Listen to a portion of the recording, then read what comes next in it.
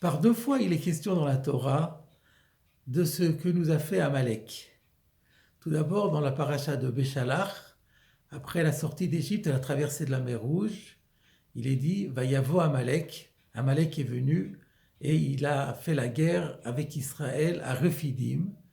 C'est l'événement, c'est la relation de ce combat qu'Amalek a mené contre Israël.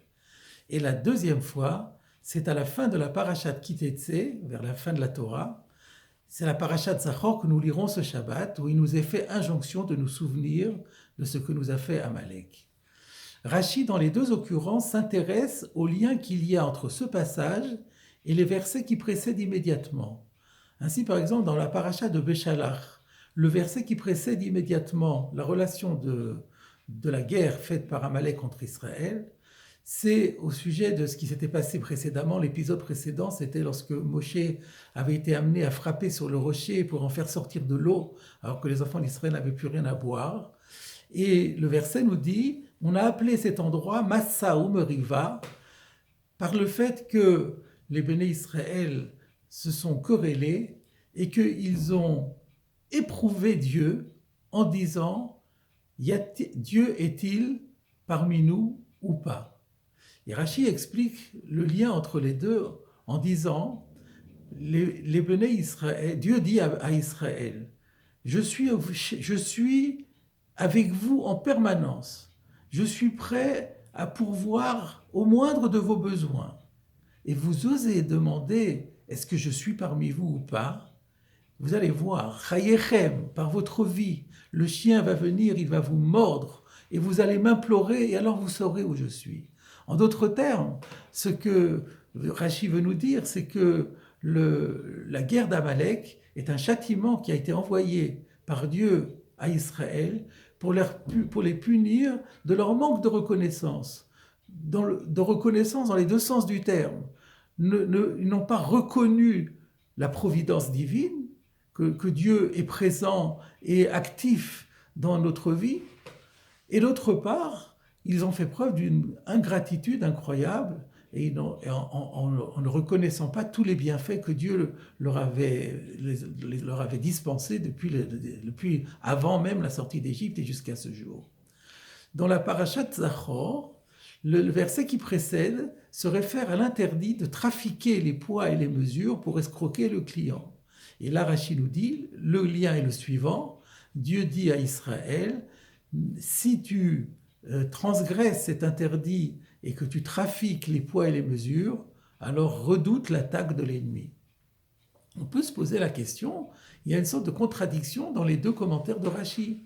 Parce que d'un côté, au début, la première fois, on nous dit que la faute, plutôt que la punition consistant à envoyer Amalek, était pour punir un manque de émouna, un manque de foi dans la providence divine, alors que dans l'autre explication, on dit bien que Amalek, c'est une punition envoyée par Dieu, mais cette punition vient sanctionner une toute autre faute, qui est l'escroquerie et la fraude.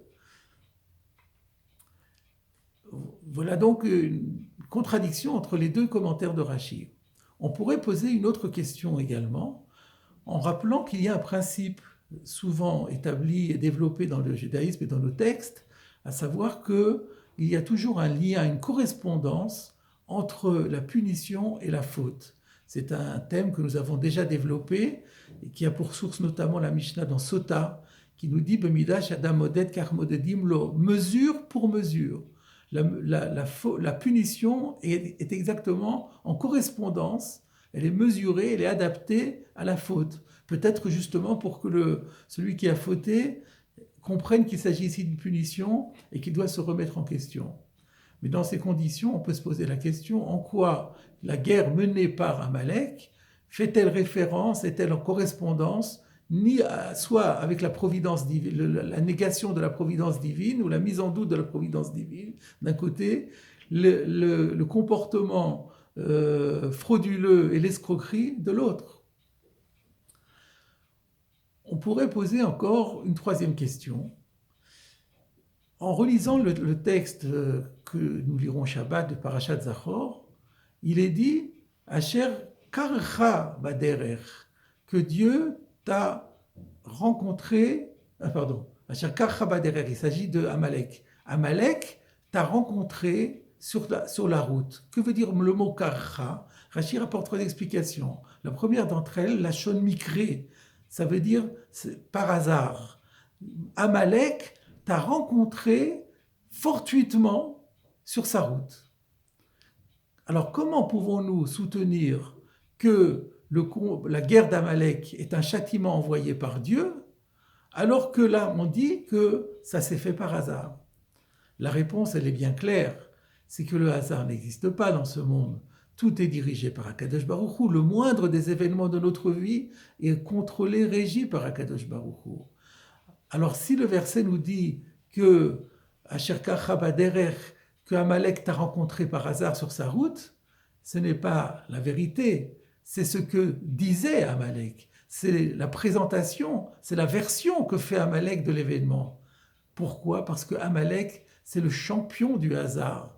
C'est celui qui affirme que Dieu n'intervient pas dans le monde, que dans le monde, c'est nous qui décidons de ce que nous faisons, ou alors c'est le hasard. Et donc, à partir de là, nous avons réponse à notre question de la correspondance. Parce que celui qui ne croit pas en la providence croit dans le hasard.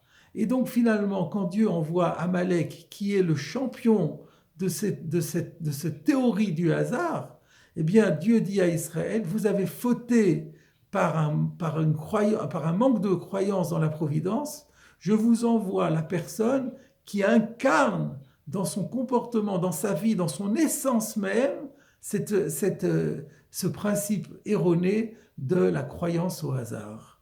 Et nous avons également la réponse à la question de savoir, mais quel rapport, mais comment n'a-t-il pas contradiction entre les deux commentaires de Rashi? Non, parce que celui qui trafique les poids et les mesures et qui essaye de s'enrichir indûment aux dépens de son prochain, ne croit pas en la providence. C'est donc la même faute. Parce que s'il croyait en la providence, s'il savait que la parnassa est attribuée par Dieu, que Dieu décide exactement pour chacun combien il va avoir, ce qu'il va gagner et ce qu'il n'aura pas gagné, eh bien, ça ne sert absolument à rien de faire des artifices qui iront contre la volonté de Dieu. Il n'aura toujours que ce que Dieu aura voulu qu'il ait. Donc, celui qui fait de l'escroquerie ne croit pas en la providence divine. Et c'est donc finalement deux facettes d'une même réalité, et c'est que Rashi explique dans Béchalach et dans Kitetse.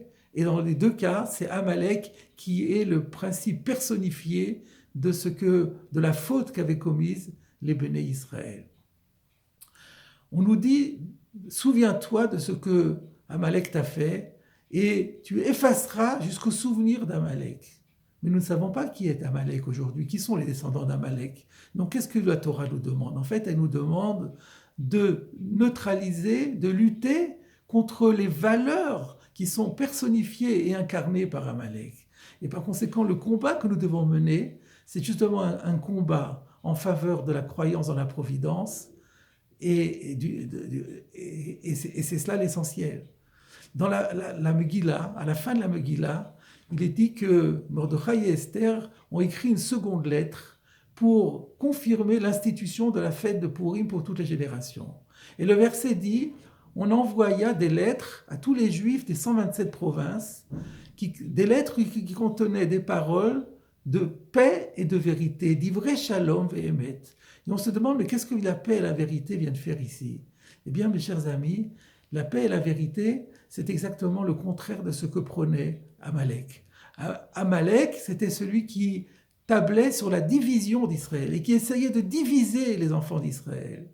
Et nous avons comme devoir, au contraire, de nous unir, de nous montrer le plus solidaires pour fortifier l'unité du peuple d'Israël, qui est en vérité le témoignage de l'unité, un reflet de l'unité de Dieu. Et d'autre part, la vérité, c'est de lutter contre les contre-vérités qui sont prônées par Amalek et ses descendants, et leur dire non, la vérité, c'est l'existence de Dieu, c'est la providence de Dieu. À Massa ou Meriva, à la dispute et à la mise en doute et au scepticisme, nous opposons nous proclamons et nous luttons pour l'établissement de Shalom Ve'emet, la paix et la vérité.